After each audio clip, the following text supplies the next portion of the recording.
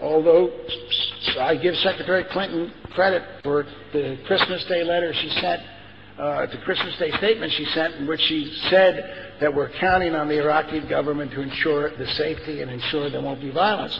But what assurances do we have?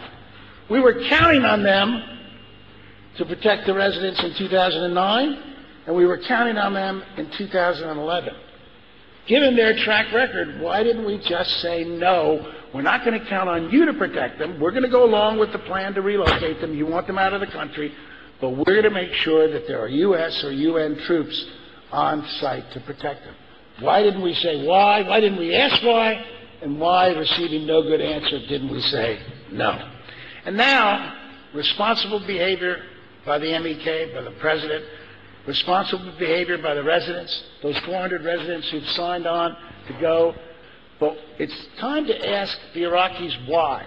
Why we went from a 40-kilometer base to a less than 1 kilometer base. What was the reason for it? Was there any good reason? Was it necessary to protect Iraqi security? Was it necessary for intelligence purposes? What was the reason that we reduced the size? There is no good answer. What was the reason, even though the MOU specifically lays out the fact that the residents have the right to take all of their movable assets and adequate vehicles to Camp Liberty, what's the reason that they're saying no now? They're saying no now. Did we ask? Did the UN ask? Did the State Department ask? Did anybody ask why? Why are you doing this in violation of the MOU that the Iraqi government signed? Nobody's asking why. Why are there inadequate facilities? Why do the Iraqi police have to be inside the gates? We understand that the Iraqis want sovereignty over the camp, but that sovereignty could be assured by having the police stand at the gates to the camp. There's no way out of the camp. There's no escape, and certainly the residents don't want to escape. Why is it necessary to have the police inside? Why is it necessary to not have adequate facilities? The answer is there's no good answer, and it is time for us to show some backbone. Now, we've come a long way in many regards, and we're close to at least taking a step that might lead to the eventual peaceful resolution of this problem.